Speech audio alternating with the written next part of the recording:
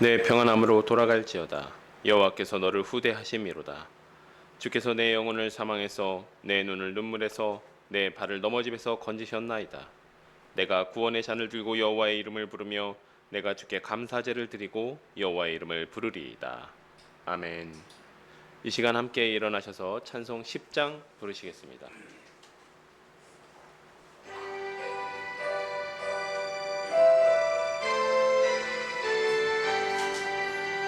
전능왕 오셔서 주 이름 찬송케 하옵소서.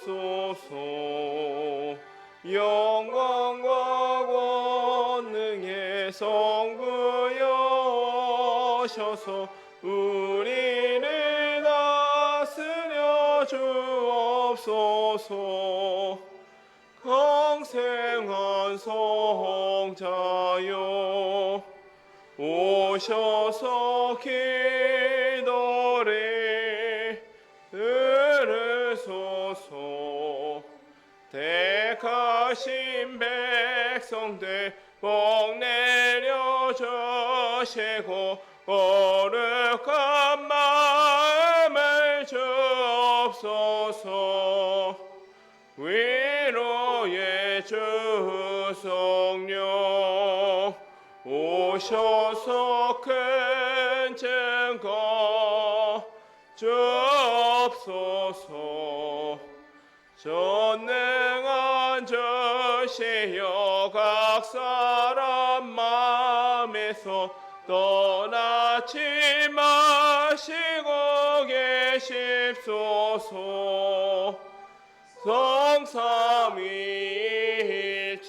성삼위일체께 한없는 찬송을 드립니다. 존귀한 주님의 영광 증배없고 영원히 모시게 하옵소서. 아멘. 이 시간 성시교독 6번, 교독문 6번 함께 교독하시겠습니다.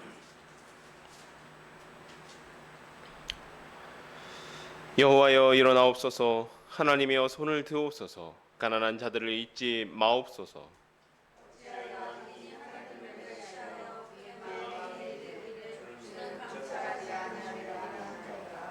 주께서는 보셨나이다. 주는 재앙과 원한을 감찰하시고 주의 손으로 갚으려 하시오니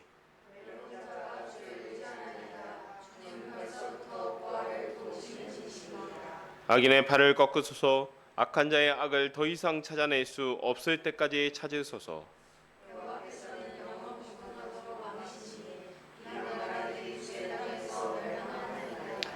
여호와여 주는 겸손한 자의 소원을 들으셨사오니 고아와 압제당하는 자를 위하여 심판하사 세상에 속한 자가 다시는 위협하지 못하게 하시리이다. 아멘. 사도신경으로 우리의 신앙을 고백하도록 하시겠습니다. 전능하사 천지를 만드신 하나님 아버지를 내가 믿사오며 그 외아들 우리 주 예수 그리스도를 믿사오니 이는 성령으로 잉태하사 동정녀 마리아에게 나시고 본디오 빌라도에게 고난을 받으사 십자가에 못 박혀 죽으시고 장사한 지 사흘 만에 죽은 자 가운데서 다시 살아나시며 하늘에 오르사 전능하신 하나님 우편에 앉아 계시다가 저리로서 산자와 죽은 자를 심판하러 오시리라.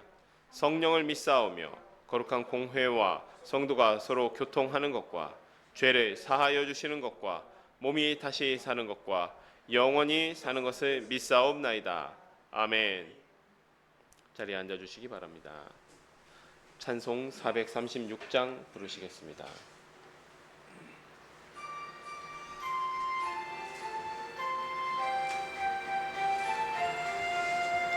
나 이제 주님의 새 생명 얻은 몸 옛것은 지나고 새 사람이로다.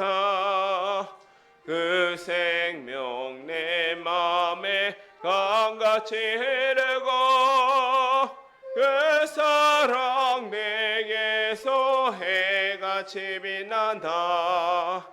영생을 누리며 주 안에 살리라. 오늘도 내일도 주 함께 살리라. 주 안에 감추인 새 생명 얻으니 이전에 줬던 것 이제는 값없다. 하늘의 은혜와 평화를 맛보니 찬송과 기도로 주 함께 살리라. 영생을 누리며 주 안에 살리라. 오늘도 내일도 주 함께 살리라. 산천도 초목도 새 것이 되었고 죄인도 원수도 친구로 변한다. 새 생명 얻은 자 평생을 누리니 주님을 모신 마음 새 하늘이로다. 영생을 누리며 주 안에 살리라. 오늘도 내일도 주 함께 살리라. 주 따라가는 길 험하고 멀어도 찬송을 부르며 뒤따라가리라. 나 주를 모시고 영원히 살리라. 날마다 섬기며 주 함께 살리라. 영생을 누리며 주 안에 살리라. 오늘도 내일도 주 함께 살리라. 아멘. 이 시간 이혜희 성도님 나오셔서 우리를 대표해서 기도 인도해 주시겠습니다.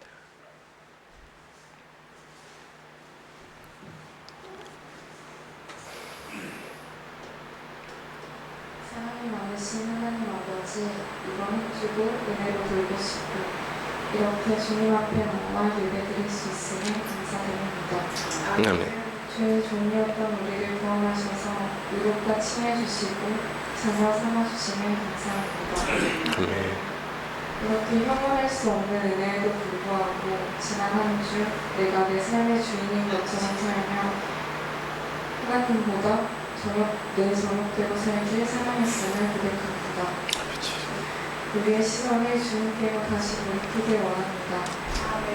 예배드리는 이 시간 다시 한번 주님께 돌이켜 진심으로 찬양하며 크신 은혜에 반응하기 원합니다. 아멘.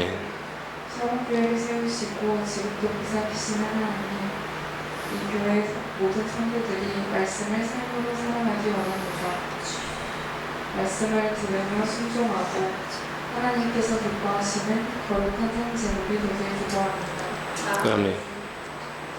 각자 어디에 있든 그리스도의 향기를 풍기는 복음의 증인이 되게 하시고 우리의 말과 행동을 통해 하나님께 영광을 돌리게 하여 주시옵소서.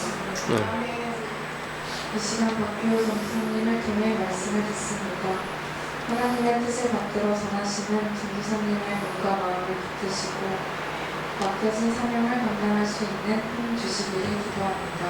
네. 또한 전도사님의 가정 가운데에도 늘 함께 하셔서 주님 안에서 평안하기를 원합니다. 말씀을 듣는 저희에게도 보는 눈과 듣는 귀, 깨닫는 마음을 허락하셔서 오직 말씀이 우리의 발에 등불되는 삶을 살기를 기도합니다. 온라인으로 함께 예배드리는 성도들에게도 동일한 은혜를 허락하여 주시옵소서. 감사합니다. 모든 찬양과 영광을 받게 합당하신 예수 그리스도의 이름으로 기도드립니다. 아멘.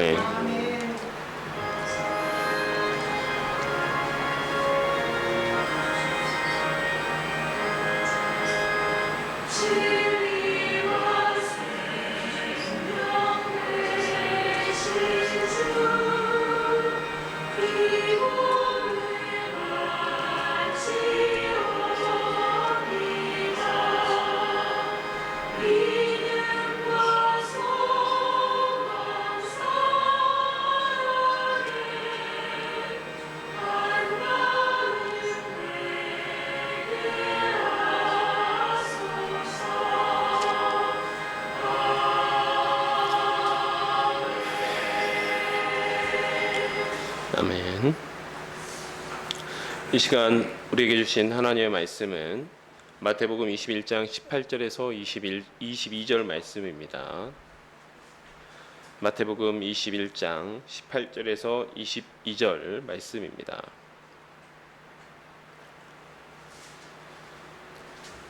신약 성경 35페이지에 있습니다.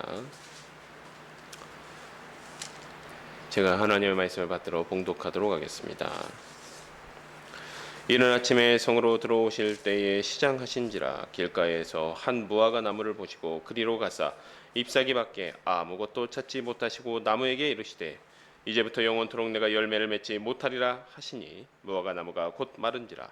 제자들이 보고 이상히 여겨 이르되 무화과 나무가 어찌하여 곧 말랐나이까. 예수께서 대답하여 이르시되 내가 진실로 너에게 이르노니 만일 너희가 믿음이 있고 의심하지 아니하면 이 무화과 나무에게 된 이런 일만 할 뿐 아니라 이 산들어 들려 바다에 던져지라 하여도 될 것이요 너희가 기도할 때 무엇이든지 믿고 구하는 것은 다 받으리라 하시니라.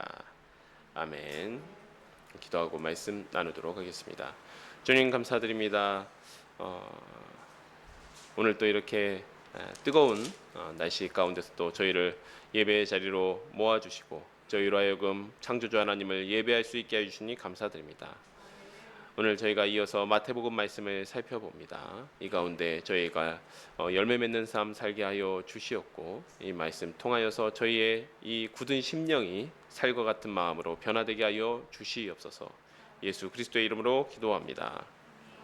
아멘. 지난주 저희는 마태복음 20장과 21장 전반부를 살펴보았습니다. 베드로의 신앙 고백으로부터 이제 쭉 그 예수님의 후반기 사역, 그러니까 갈릴리 사역을 마치고 이제 예루살렘 사역이 이어지고 있습니다. 예수님은 베드로의 신앙 고백 이후에 죽음과 부활에 대한 것들, 그 다음에 자기를 부인하고 자기 십자가를 지고 예수님을 따를 것을 말씀하십니다. 그러나 제자들은 예수님의 말씀을 깨달지 못하였고 계속해서 예루살렘 입성을 앞둔 상황에서 자리 다툼에 연연하고 있습니다. 예수님께서 예루살렘에 입성하면 곧 금방이라도 예루살렘 나라를 이스라엘 나라를 회복하실 것 같으니까 농공행상이라고 하죠. 자기들 나름대로 자리 다툼을 지금 시작하고 있었던 것이죠. 갈릴리를 떠나자마자 천국에서 누가 큰 자인지 다툼을 했고 또 예루살렘 입성을 앞두고도 요한과 야고보의 어머니가 아들들의 자리를 청탁하는 하나는 주의 좌편에 하나는 주의 우편에 앉혀주십시오라고 청탁하는 지경에 이르렀습니다. 하지만 예수님은 천국은 이 세상의 나라와 이 땅의 나라와 전혀 다르다라고 말씀하십니다. 천국에서 큰 자는 낮아져서 섬기는 자입니다. 하나님의 관심은 세상에서 얼마나 높은 자리에 있고 얼마나 인정받는지가 아니라 잃어버린 영혼을 찾는 데에 있습니다. 세상 사람들이 존경하고 부러워하던 부자 청년은 천국의 백성이 되기 상당히 어려웠습니다. 그가 소유한 많은 재물이 숨겨진 보화인 천국의 가치를 발견하는 것을 그러한 눈을 영적인 눈을 가리웠기 때문이죠. 그래서 천국은 포도원 품꾼의 비유처럼 포도원 주인의 은혜를 깨닫는 자의 것입니다. 은혜를 깨닫지 못하면 먼저 된 자가 나중되고 나중된 자가 은혜를 깨달은 나중된 자가 먼저 되게 됩니다. 예수님은 제자들을 이처럼 가르치셨고 실제로 그러한 모습을 보이셨습니다. 예루살렘으로 향하던 중 사람들의 멸시를 받는 두 맹인을 고쳐주시고 자기를 따르게 하셨습니다. 또 구약에 예언된 하나님의 말씀을 이루기 위해 어떤 승리자로서의 왕의 모습으로서 말을 타고 입성한 게 아니라 겸손한 나귀를 타고 예루살렘에 입성하십니다. 예수님과 함께했던 사람들은 이스라엘 독립시킬 영광의 메시아로 예수님을 찬송했습니다. 호산나 다윗의 자손이요. 이것은 우리를 구원하소서. 이 말은 사실은 이스라엘 나라를 회복시켜 주십시오. 이러한 이야기죠. 예수님의 관심은 그러나 어디에 있었습니까? 성전을 정결하게 하는데, 기도하는 집으로 회복시키는 데에 있었습니다. 이 시간은 예루살렘에 입성하신 예수님께서 당시 율법을 왜곡하고 하나님의 말씀을 오해하여 백성들을 잘못된 길로 인도하던 유대 지도자들과의 갈등이 드러나는데 그 가운데 특별히 어떤 한 주제에 대해서 말씀하시는 모습을 보게 됩니다. 바로 거기에서 복음의 본질이 드러나게 되는 것이죠. 네. 오늘 본문 말씀 읽은 부분은 따로 읽지 않겠습니다. 이 무화과 나무를 저주하신 사건은 사실은 조금 난감한 사건이에요. 제가 어렸을 때부터 이 구절을 읽을 때마다 분명히 마가복음이나 다른 구절 보면 이게 무화과 열매를 맺을 때가 아니라고 하는데 왜 예수님께서 그 창조 주시면서 그것도 모르실까? 왜 그 죄 없는 무화과 나무를 저주하셨을까? 예수님 한 번도 하나님의 능력을 이렇게 함부로 쓰신 적이 없는데 왜 무화과 나무를 저주하셨을까? 심지어 이 성경이 증거하는 예수님은 어떤 예수님입니까? 상한 갈대조차 꺾지 않으시고 꺼져가는 등불조차 끄지 않으시는 분이신데 때가 되지 않아서 열매 맺지 못한 무화과 나무를 왜 저주하여서 말라 죽게 하셨을까? 단지 예수님께서 배가 고프셔서 열매 맺을 때도 아닌 나무를 죽게 하신 것, 마치 행패를 부리는 모습으로 보여질 수도 있다라는 것이죠. 하지만 마태가 이 사건을 기록한 것은 여러분 잘 보시면요, 예루살렘에 입성하신 후에 가장 처음으로 기록된 기적 사건이 이 사건입니다. 예루살렘으로 입성하신 후에 가장 처음으로 마태가 기록한 기적 사건이 무화과 나무를 저주하신 사건이에요. 그 얘기는 이 마태의 우리가 마태가 기록하는 특징들을 살펴봤을 때 이 사건이 굉장히 앞으로 일어날 일들의 굉장히 중요한 이정표 혹은 상징적으로 무엇인가를 보여주는 기적 사건이라는 것이죠. 먼저 제자들의 반응을 보면요, 나무가 말라 죽은 능력에 대해서 질문하고 있습니다. 왜 나무를 저주하셨습니까? 라고 이렇게 질문한 게 아니라 어떻게 해서 이렇게 나무를 말라 죽게 할 수 있습니까? 그 능력에 대해서 질문했다라는 것이죠. 예수님은 믿음으로 이러한 능력을 행할 수 있다라고 말씀하십니다. 상당히 부자연스러워 보이는 예수님의 모습에서조차 예수님은 제자들의 믿음을 요구하고 계십니다. 물론 여기서 말하는 믿음은 예수님을 주로 고백하는 믿음, 그리고 나서 우리가 계속해서 이 마태가 이야기하듯이 자기의 십자가를 지고 자기를 부인하고 자기 십자가를 지는 믿음을 의미하는 것이죠. 두 번째로 이 사건, 조금 더 중요한 부분은 이 사건은 예수님의 예루살렘 사건, 예루살렘에 행하실 사역들을 미리 보여주는 일종의 우리가 드라마라든지 이런 것들을 보도 프리뷰가 있죠. 미리 어떠한 것들을 앞으로 있을 줄거리들을 조금 요약해서 영상들을 좀 보여주는 게 있는데 그런 프리뷰 같은 기적 사건입니다. 우리가 함께 찾아보길 원하는데요. 미가서 7장 1절을 한번 살펴보았으면 좋겠습니다. 미가서 7장 1절을 함께 살펴보고 읽어보았으면 좋겠습니다. 이 사건을 전형적으로 보여주는, 이 사건의 의미를 보여주는 그런 구절이죠.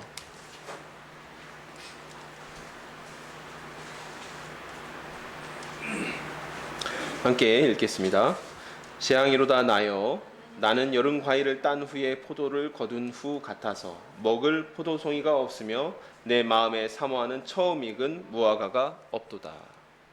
자, 미가서에서요, 미가 선지자가 어떻게 이야기를 하고 있냐면요, 하나님의 마음을 대언하는 것이죠. 여기서 처음 익은 무화과 또 포도 열매를 거둘 수 없다라고 이야기하는 것은 이스라엘의 경건한 자를 의미하는 것입니다. 하나님께서 이스라엘 중에 경건한 자를 찾을 수 없다라고 말씀하신 거예요. 특별히 이 미가서가 주로 타겟으로 한 지역이 있다라면 북쪽에는 사마리아, 남쪽에는 예루살렘이었죠. 예. 북왕국과 남왕국의 수도를 의미했습니다. 그곳 가운데 하나님께서 찾으시는 경건한 자가 없다라고 한탄하면서 무화과를 찾았지만 무화과를 찾을 수 없다라고 말씀하십니다. 그런데 하나님께서는 이런 말씀을 하실 자격이 있으세요. 왜냐하면 이 미가서뿐만 아니라 다른 여러 선지서들을 보면 하나님께서 어떻게 주장하시냐면, 시편을 통해서도 마찬가지지만 어떻게 주장하시냐면, 이 포도나무나 무화과나무를 심을 때 하나님께서는 절대 아주 저품질, 하등품 이런 무화과를 심지 않고요, 극상품의 포도나무, 극상품의 무화과나무를 심으셨습니다.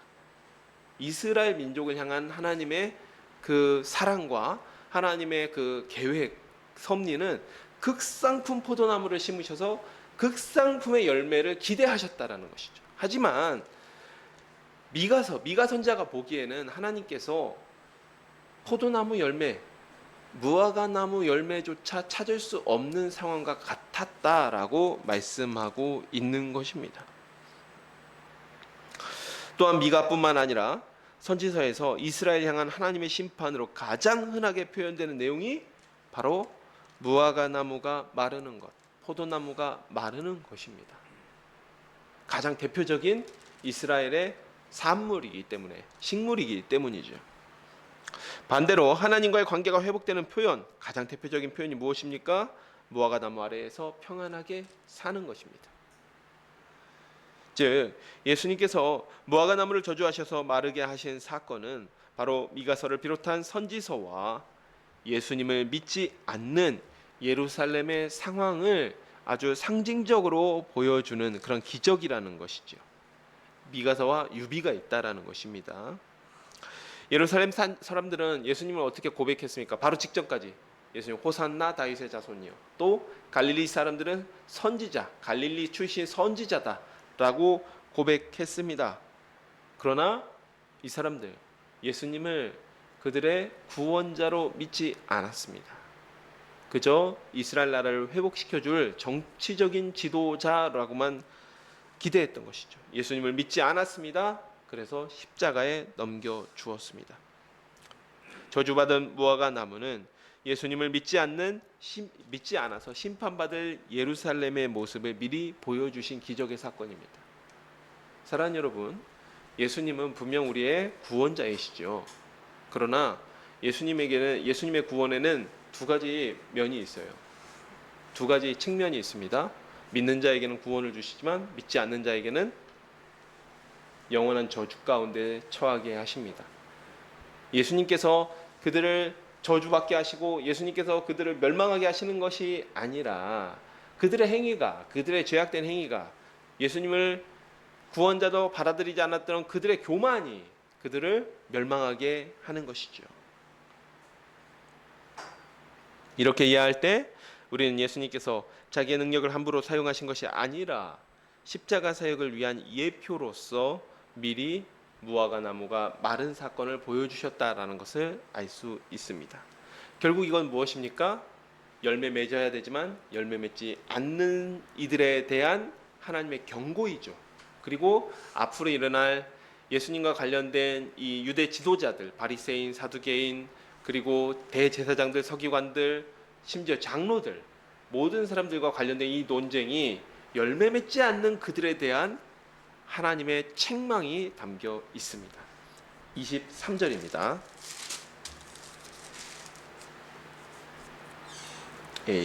21장 23절.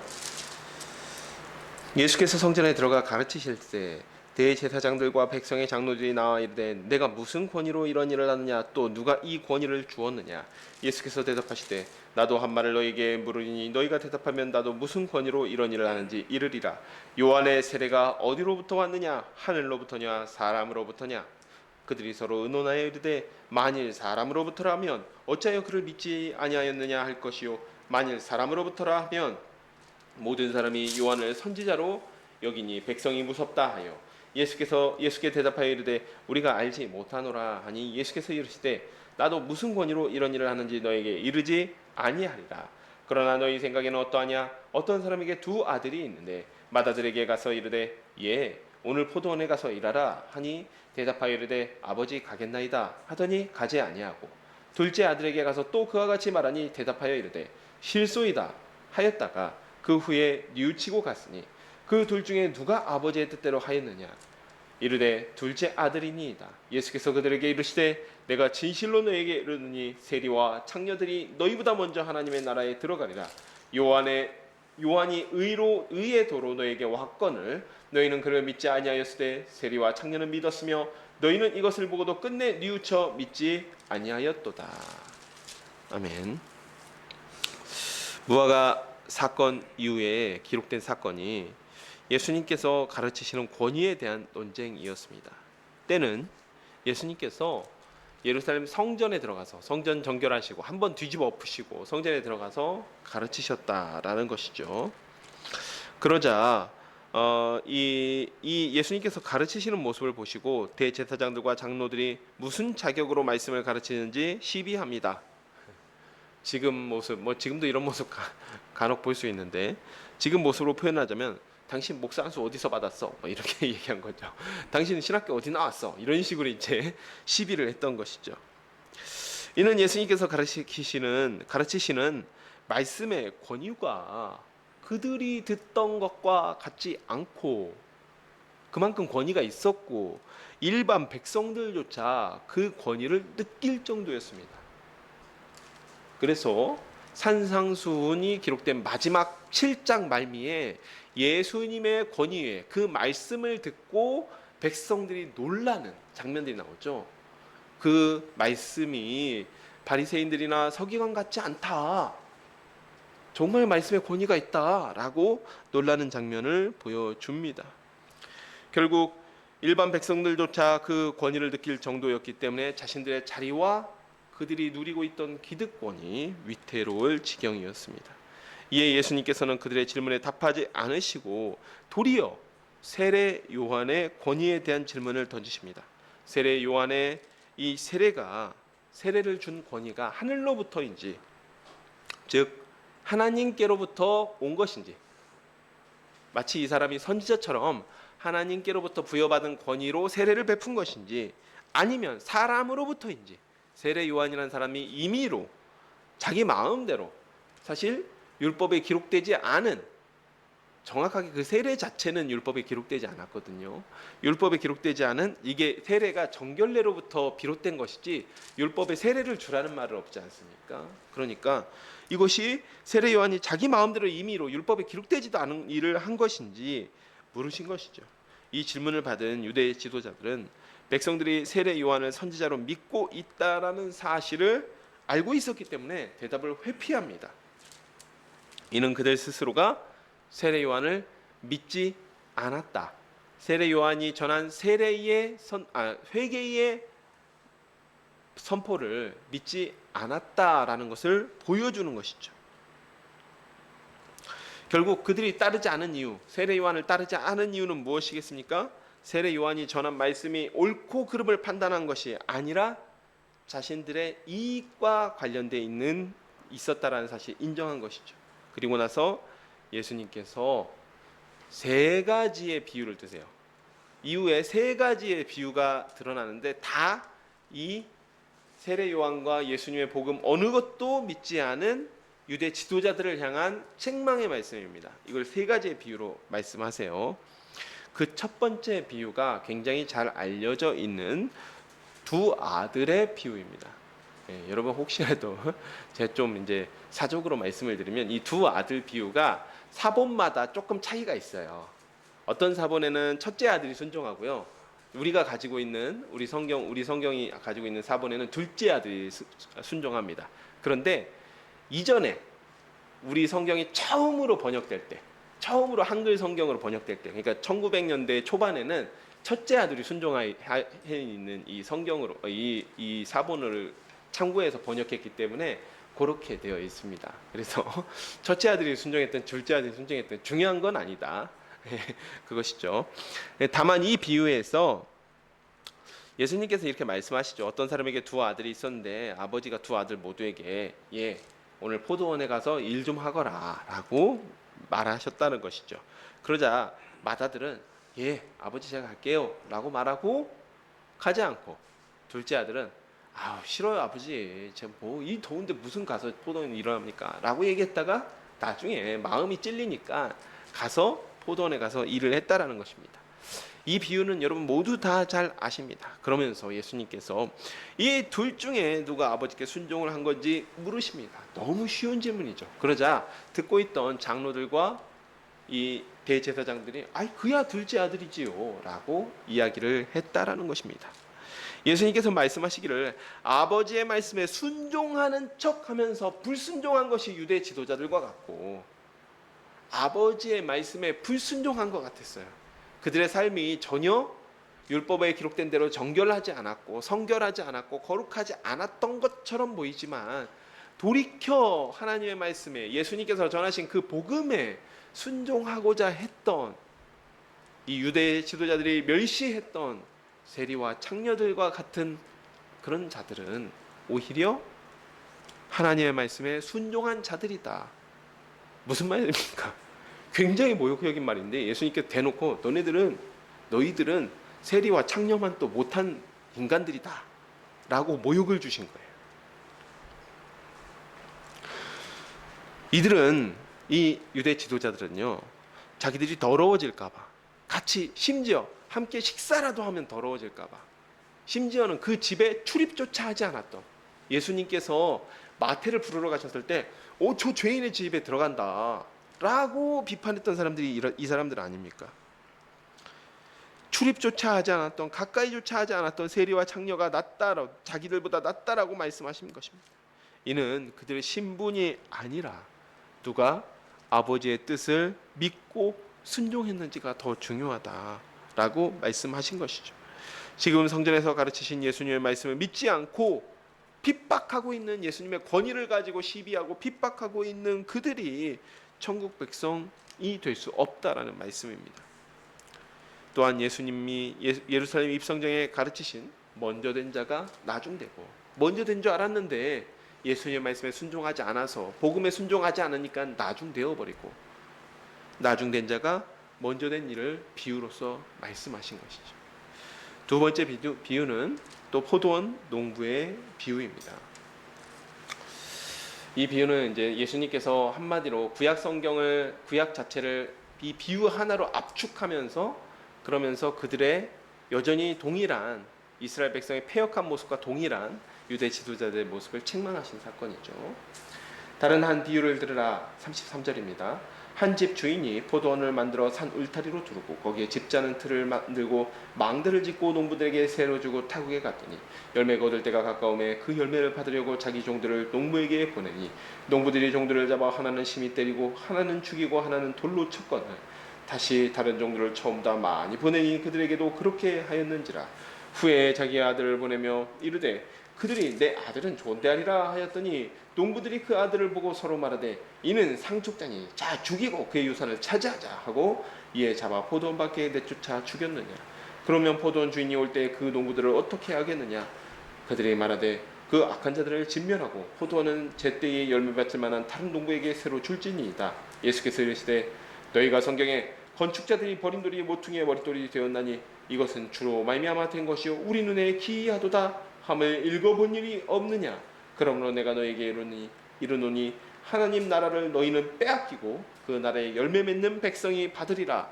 이 돌 위에 떨어지는 자는 깨지겠고 이 돌이 사람 위에 떨어지면 그를 가루로 만들어 흩으리라 하시니 대제사장들과 바리새인들이 예수의 비유를 듣고 자기들을 가리켜 말씀하신 줄 알고 잡고자 하나 무리를 두려워하니 이는 그들이 예수를 선지자로 알미었더라.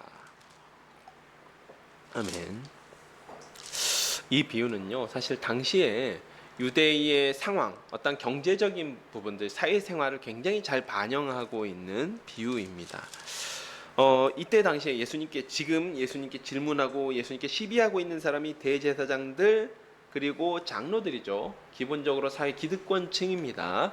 근데 이 사람들이 예루살렘에 거주하는 사람들이 많이 있었는데 예루살렘에 거주하는 이 부자들 같은 경우에는 어떤 경우가 있었냐면 예루살렘 지역은 이제 산지 지역이잖아요. 예루살렘 해발 800m에 있는 산지 지역이기 때문에 사실 예루살렘 바로 근처에는 농사지을 만한 땅이 그렇게 많지는 않습니다.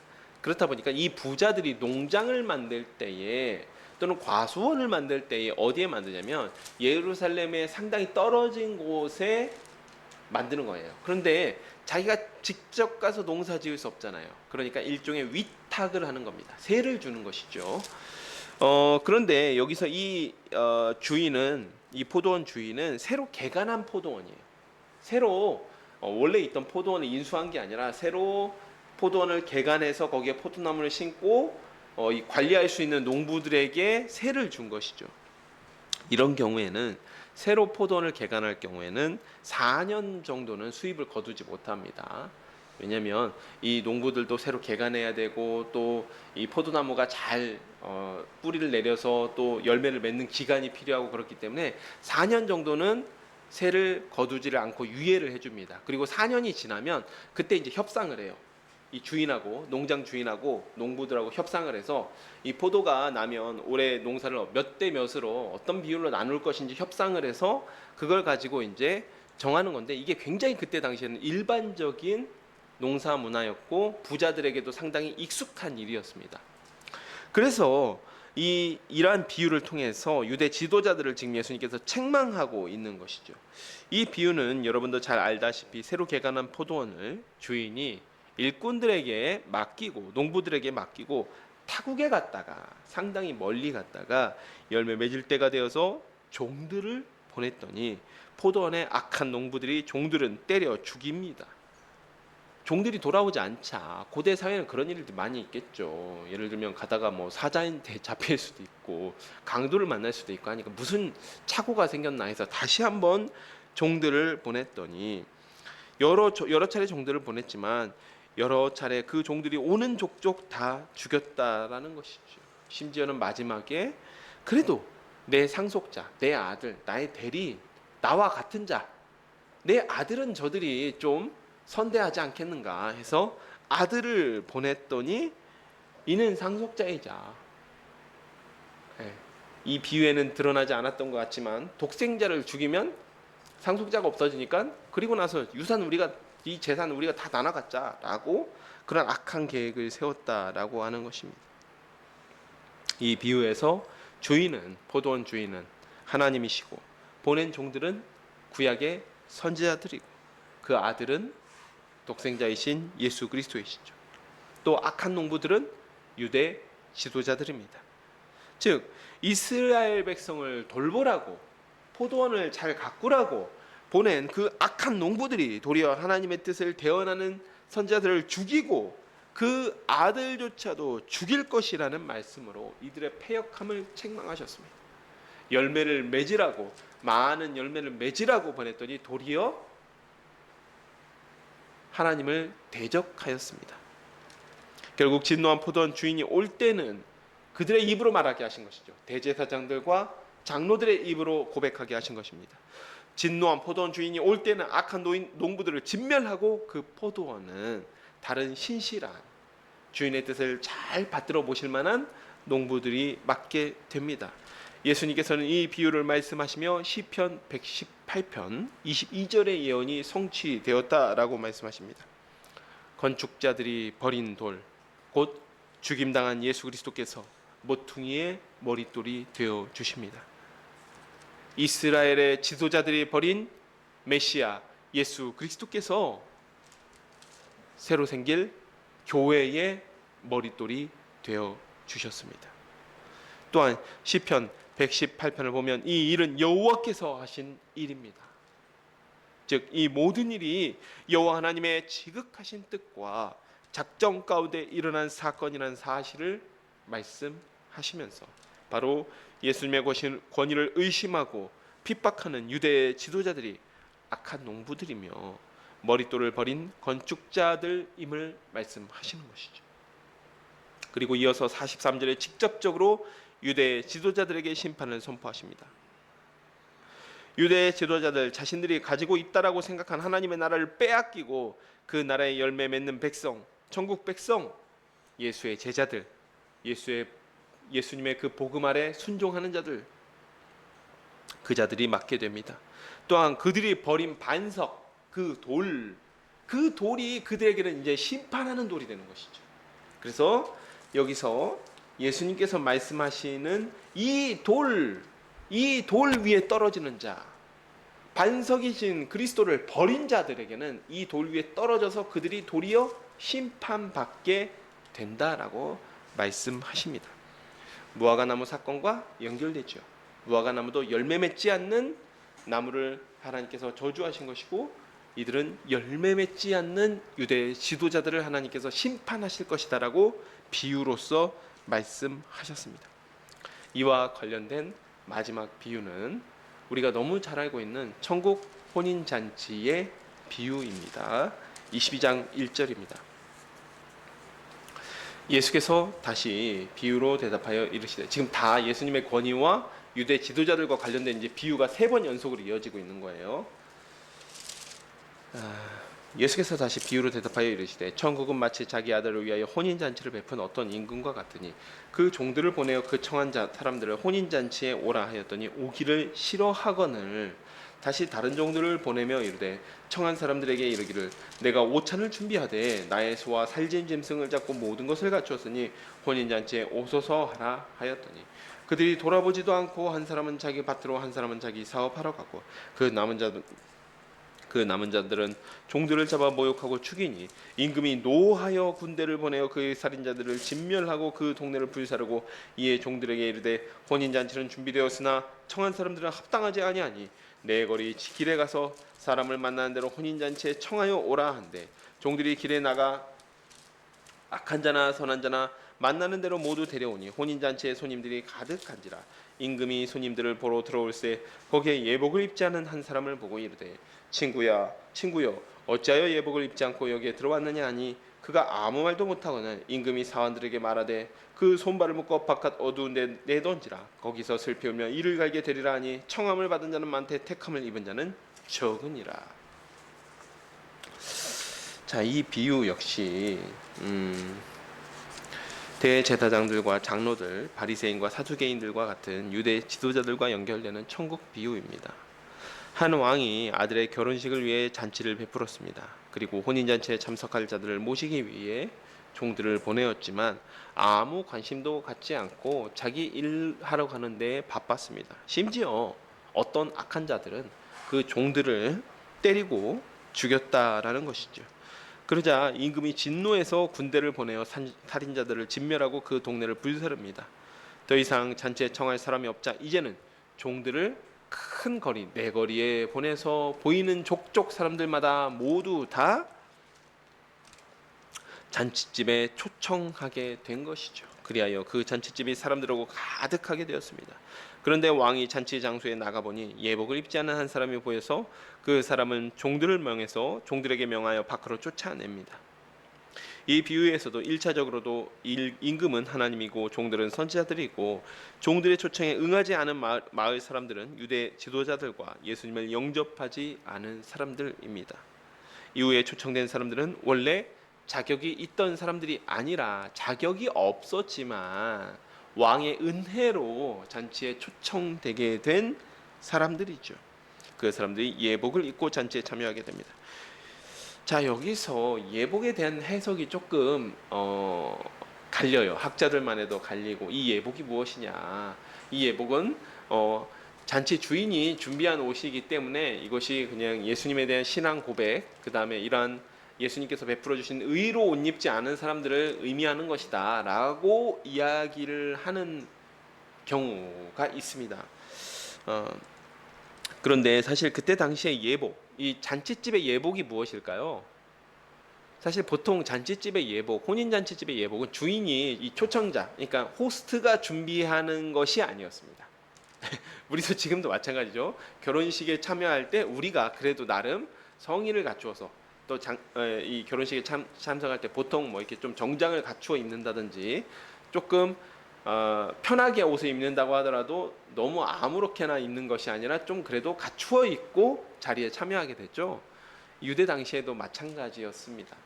보통은 깨끗한 옷을 입고 혼인잔치에 참여하는 것이 그때 당시에 풍습이었고 그 호스트, 그 주인에 대한 예의였다라고 합니다. 그런데 혼인잔치에 어울리지 않는 더러운 옷을 입고 잔치에 참여한 것을 주인을 모욕하는 행위인 거죠.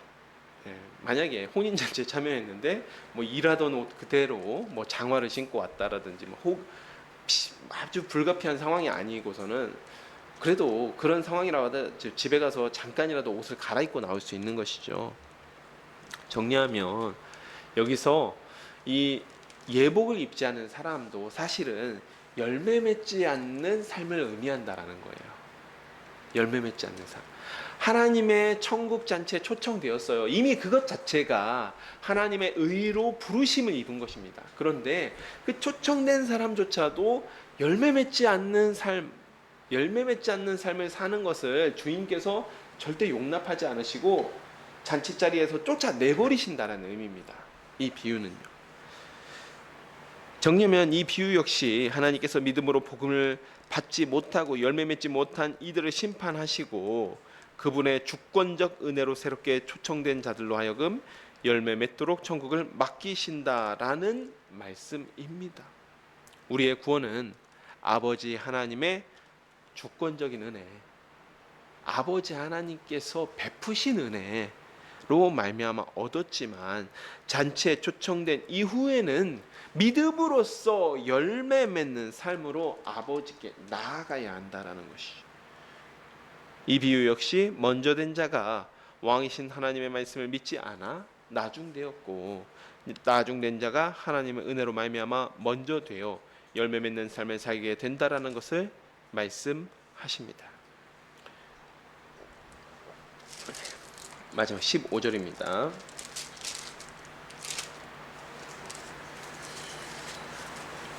이에 바리새인들이 가서 어떻게 하면 이렇게까지 모욕을 당했으니까 바리새인들이 예수님을 죽이려고 상의하는 것이죠.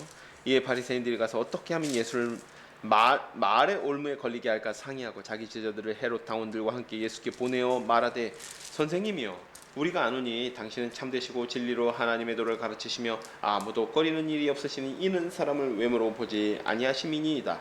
그러면 당신의 생각에는 어떠한지 우리에게 이르소서. 가이사에게 세금을 바치는 것이 옳으니까 옳지 아니하니까 하니 예수께서 그들의 악함을 아시고 이르시되 외식하는 자들아 어찌하여 나를 시험하느냐 세금 낼 돈을 내게 보이라 하시니 데나리온 하나를 가져왔거늘 예수께서 말씀하시되 이 형상과 이 글이 누구의 것이냐 이르시되 가이사의 것이니이다. 이에 이르시되 그런즉 가이사의 것은 가이사에게 하나님의 것은 하나님께 바치라 하시니 그들이 이 말씀을 듣고 놀랍게 여겨 예수를 떠나가니라. 앞서 예수님께서 비유로서 굉장히 강하게 유대 지도자들을 책망하시고 심지어 그들이 느꼈을 때는 굉장히 큰 모욕을 당한 것이죠. 세리나 창녀들보다도 못한 인간들이라고 모욕당한 것이니까요. 이 바리새인과 사두개인들도 굉장히 적극적으로 예수님을 함정에 빠뜨려서 공격하려고 자기들 딴에는 곤란한 질문들을 던지기 시작합니다. 그 첫 번째 질문, 이 뒤에는 바리새인과 사두개인들과의 이 논쟁들이 계속 이어지는데요. 그 첫 번째 질문이 누구나 그때 당시에는 대답하기 곤란했던 세금에 대한 질문입니다. 지금도 사실 세금은 민감한 문제죠. 그때 당시에도 마찬가지였습니다. 이 16절을 보면요, 바리새인들이 이 질문을 위해 한 가지 포석을 좀 깔아놔요. 한 가지 좀 세팅을 해놓는데 바리새인들이 가서 질문한 게 아니라 바리새인들이 자기 제자들과 함께 헤롯 당원들을 같이 보냅니다. 헤롯 당원들을. 여기 뭔가 이제 세팅이 있는 겁니다. 예수님을 함정에 빠뜨리려는 세팅이 있는 것이죠. 헤롯 당원들은 당시 헤롯 왕가를 지지하던 자들입니다. 헤롯 왕가에 충성하면서 로마의 호의적인 사람들이었다라고 합니다. 물론 학자들에 따라서는 이 헤롯 당원이 로마에 상당히 비판적이었다라고 이야기하는 사람도 있어요. 그런데 어찌됐든 중요한 것은 정치적으로 어떤 한쪽의 입장에 분명하게 서 있는 사람들이라는 것이죠. 헤롯 당원들은. 그리고 그 정치적 이익에 굉장히 민감한 사람들이라는 거예요. 예수님께서 어떤 쪽으로 답을 하던 헤롯 당원들이 예수님을 공격할 준비를 지금 하게 한 것이죠. 정치적 사항에 굉장히 민감한 사람들을 앞에 두고 세금에 대해서 답변하기 곤란한 질문을 던진 것입니다.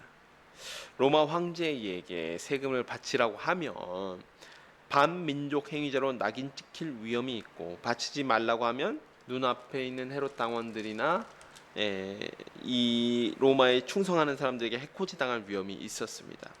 이렇게 음모를 꾸미고는 바리새인들 자기들 딴에는 와 이거 진짜 진퇴양난이다 딱 걸렸다 라고 좋아하고 있었습니다. 또한 이 문제는 사실 간단한 문제가 아니었어요. 왜냐하면 이 문제가 우상 숭배의 문제와도 연결되어 있었거든요. 왜냐하면 예수님께서 바리새인들에게 이 사람들에게 뭐라고 하냐면 데나리온 하나를 가져오라고 이야기하죠. 그 얘기는 예수님께서 데나리온을 가지고 있지 않으셨다라는 의미인데, 예수님께서 가난하셔서 데나리온을 가지고 있지 않으셨던 것도 있는데, 이 데나리온이 그때 당시에 유대 사회에서 일반적으로 통용되던 동전은 아니었습니다. 데나리온이 많이 언급되긴 하지만, 왜냐하면 이 데나리온에는요 로마 황제의 얼굴이 새겨져 있어요. 그리고 여기 보면 이 형상과 글이 누구의 것이냐라고 예수님께서 물어보시죠. 이 글에는 어떤 글이 써 있냐면 신의 아들이다, 이런 글이 쓰여져 있습니다. 그리고 유대인들이, 경건한 유대인들은 이 동전조차 쓰기 싫어했던 겁니다. 이 동전을. 왜냐하면 우상 숭배랑 관련돼 있잖아요. 형상 숭배, 그리고 이 유대인들이 받아들이기 어려운 로마 황제를 신의 아들로 고백해야 되는, 이 문제가 나중에 가면 조금 더 복잡해집니다. 근데 이때까지는 이 문제를 가지고 그렇게까지 유대인들을 핍박하진 않았어요. 그런데 그러다 보니까 로마 당국에서도 이 사실을 너무 잘 알고 있어서 유대 지방에는 형상과 글귀가 없는 동전들을 유통시켰습니다. 그런데 세금 같은 경우에는 데나리온으로 좀 거두었던 것 같아요. 그러니까 세금을 바칠 돈을 가져오라고 말씀하시니까 이 문제가 로마 황제에 대한 우상 숭배, 로마 황제 숭배와도 연결된 문제였다라는 것이죠. 네. 바리새인들의 생각에 사실 이 세금 관련 문제는 이 세상 왕을 섬기는 일과 하나님을 섬기는 일을 병행할 수 없는 일이었습니다. 왜냐하면 BC 586년에 다윗의 나라가 망하죠. 이들이 생각했을 때 다윗의 나라가 망합니다. 예수님께서 나시기 전 아주 짧은 독립기간이 있었습니다. 그러나 사실 유대 역사 통째로 586년 이후, BC 586년 이후로는 통째로 이방 나라를 모조리 다 섬긴 기간이었습니다. 그리고 대부분 이방 나라의 지도자들, 왕들은 유대인들이 하나님을 섬기는 이 방식, 이 예배 방식에 상당히 좀 불편했던 사람들이 많이 있었죠. 그래서 그들은 이방 나라의 왕을 섬기는 일과 하나님을 섬기는 일을 병행할 수 없다라고 생각했습니다. 그러나 예수님의 말씀은 무엇입니까? 이 세상의 권력도 하나님께로부터 나와서 하나님을 대신하여 이 땅을 통치하고 있는 것이기 때문에 나라에 충성하며 살아가는 것이 하나님의 뜻을 어기는 것이 아니라는 것이죠. 또한 하나님이 인간 왕조차도 세우고 패하시는 이 세상의 진정한 왕으로서 섬길 수 있다라는 말씀입니다. 그게 어디에 드러났죠? 다니엘서에 드러나지 않았습니까? 다니엘서. 예, 다니엘서에 그 대단한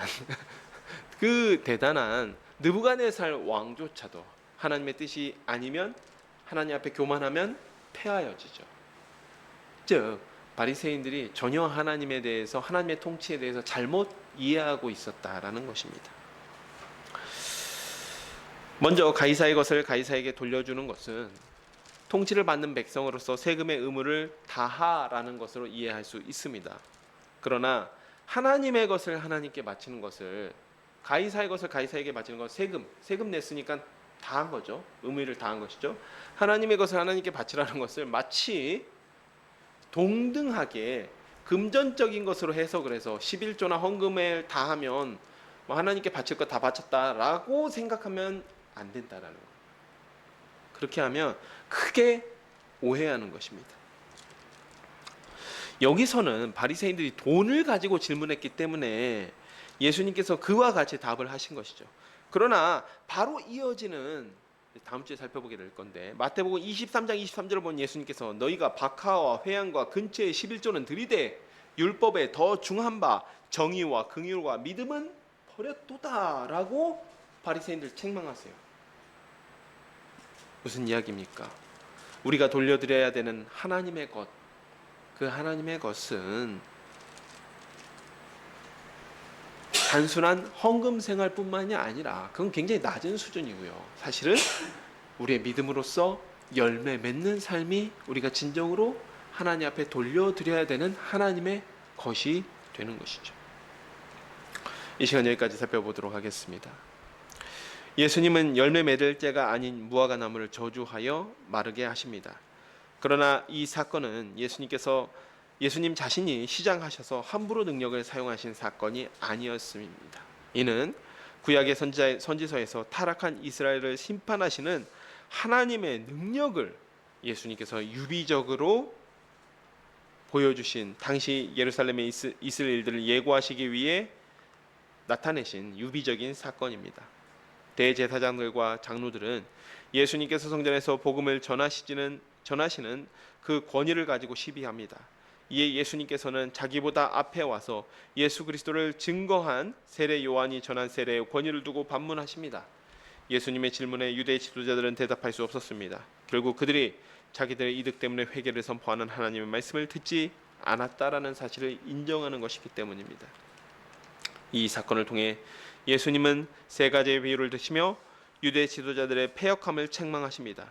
그들은 하나님의 말씀에 순종하는 듯 했지만 순종하지 않았고 주인이 보낸 종들과 독생자들을 죽였습니다. 그들이 버린 돌이 교회의 모퉁이 돌이 되었습니다. 또한 천국 잔치에 먼저 초청을 받았지만 거부했고 결국 왕이신 하나님의 주권적 능력으로 자격이 없는 우리들이 천국 잔치에 초청되었습니다. 이제 천국 잔치에 초청된 사람들은 열매 맺는 삶으로 합당한 예복을 갖추어 천국 잔치에 참여해야 합니다. 또한 세금 논장에서도 그들은 외식하는 삶을 이유로 하나님과 세상 권력을 동시에 섬기는 것이 불가능하다라고 생각했고 가르쳤습니다. 그러나 예수님은 세상의 권력자도 하나님께서 이 땅에 통치하기 위해 세우셨다는 사실을 기억하게 하십니다. 그러면서 세상 권력자에게 바치기 합당한 세금처럼 하나님께 바쳐야 할 것들에 대해서 기억하게 하십니다. 사랑하는 여러분, 예수님은 먼저 된 자가 나중되고 나중된 자가 먼저 되는 일을 예루살렘에서 아주 밝히 드러내셨습니다. 그 기준은 예수님을 믿음으로 영접하는 것입니다. 이는 왕이신 하나님의 주권적 은혜이기 때문입니다. 그러나 이 은혜를 값없이 받았다라고 해서 가치 없이 사용하는 것은 안 되는 것이죠. 이제 예수님께서 우리에게 믿음으로써 합당히 열매 맺는 삶을 요구하십니다. 하나님께 바쳐야 하는 것들은 헌금만을 의미하지 않습니다. 믿음으로 받는 말씀에 합당한 열매 맺는 삶을 의미합니다. 열매 맺지 못하는 삶은 곧 하나님께 심판받는다라는 것을 의미합니다. 여기서 멈추면 예수님을 믿었으니 도덕적으로 살라는 교훈에 그치게 됩니다. 예수님께서 열매 맺는 삶을 이토록 강조하시는 이유는 우리가 그의 제자로서 구주이신 예수와 연합할 때에 우리의 삶은 반드시 열매 맺게 되기 때문입니다. 열매를 맺는다라는 것은 그 나무가 좋다라는 것이죠. 좋은 열매를 맺는 것은 그 나무가 좋다라는 것입니다. 우리는 가지로서 이미 풍성한 열매 맺는 그 생명력이 넘치는 예수께 접붙임 바 돼 있는 가지입니다. 그렇다면 반드시 우리의 삶 속에서는 풍성한 열매가 나타나는 것이 당연한 것이죠. 예수님께서는 당연한 것을 지금 요구하시는 겁니다. 너희들 열심히 노력해서 열매 맺어야 된다. 물론 이 말씀도 맞지만 그걸 요구하는 게 아니라 너희가 나에게 붙어 있다라면, 나와 연합되어 있다라면 반드시 열매 맺을 수밖에 없고 나는 그것을 요구하는 것이다 라고 말씀하고 계시는 것이죠. 우리 샤론의 가족들이 이와 같기를 소망합니다. 우리 모두가 풍성한 열매 맺기를 축복합니다. 그러나 우리의 힘과 노력이 아니라 오직 그리스도께 순종하며 그와 연합하여 열매 맺기를 소망합니다. 이것이 우리의 하늘 아버지께서 우리에게 받기 원하시는 열매이기 때문입니다. 제가 기도하고 말씀 맺도록 하겠습니다. 하나님 아버지 참으로 감사드립니다. 오늘 또 이렇게 귀한 날을 주시고 하나님께 예배할 수 있게 해주시니 감사드립니다. 주님께서는 무화과 나무를 저주하신 사건을 통하여서 열매 맺는 삶을 우리에게 요구하십니다. 그것은 특별한 일이 아닙니다. 생명력이 풍성한 나무에 붙어있는 가지로서 당연한 것을 요구하시는 것입니다. 이제 우리가 생명의 근원이신 예수께 연합되어서 그 예수께 붙어 있음으로 말미암아 우리의 삶이 생명력 넘치는 그 풍성하신 말씀의 열매를 맺는 삶을 살게 되기를 소망합니다. 예수 그리스도의 이름으로 기도합니다. 아멘. 이 시간 찬송 333장 함께 부르시면서 준비하신 예물을 하나님 앞에 올려드리도록 하겠습니다.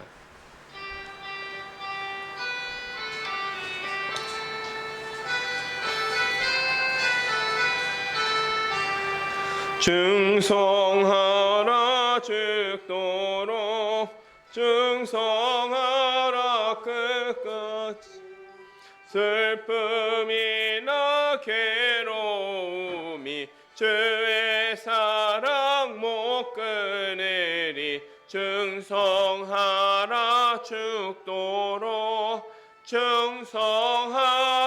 끝까지 충성하라 죽도록 충성하라 주님께 찬란하다 저멸류관 들려온다 주의 음성 충성하라 죽도록 충성하라 끝까지 충성하라 죽도록 충성하라 주님께 항상 내가 힘쓰오니 주님 나를 도우소서 충성하라 죽도록 충성하라 끝까지 아멘. 드루전 헌금을 위해서 제가 기도하도록 하겠습니다. 하나님 아버지 참으로 감사드립니다. 오늘도 이렇게 귀한 날을 주시고 주님을 예배할 수 있게 해주시니 감사드립니다.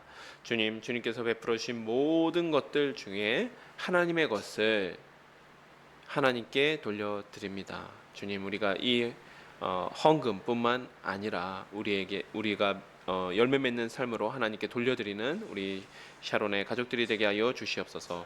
예수 그리스도의 이름으로 기도합니다. 아멘.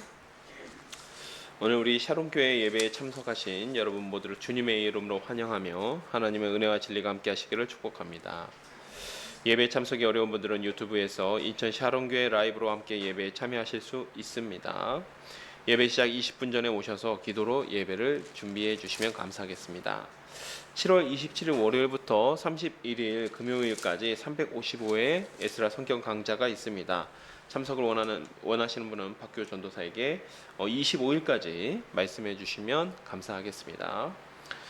그리고 여기 주보 뒤편에 우리 교회 기도 제목이 있습니다. 여러분 기도하실 때마다 교회를 위해서 함께 기도해 주시면 참으로 감사하겠습니다. 이 시간 함께 일어나셔서 찬송 3장 부르신 후에 주기도문으로 예배 마치도록 하겠습니다.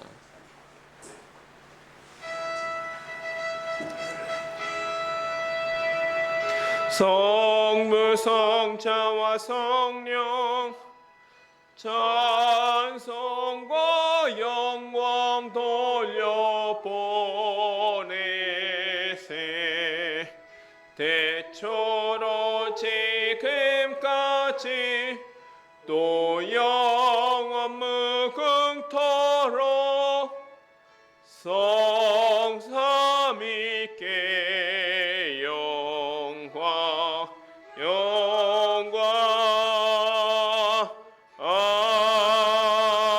아멘. 하늘에 계신 우리 아버지여 이름이 거룩히 여김을 받으시오며 나라가 임하시오며 뜻이 하늘에서 이루어진 것 같이 땅에서도 이루어지이다. 오늘 우리에게 일용할 양식을 주시옵고 우리가 우리에게 죄 지은 자를 사하여 준 것 같이 우리의 죄를 사하여 주시옵고 우리를 시험에 들게 하지 마시옵고 다만 악에서 구하시옵소서. 나라와 권세와 영광이 아버지께 영원히 있사옵나이다. 아멘.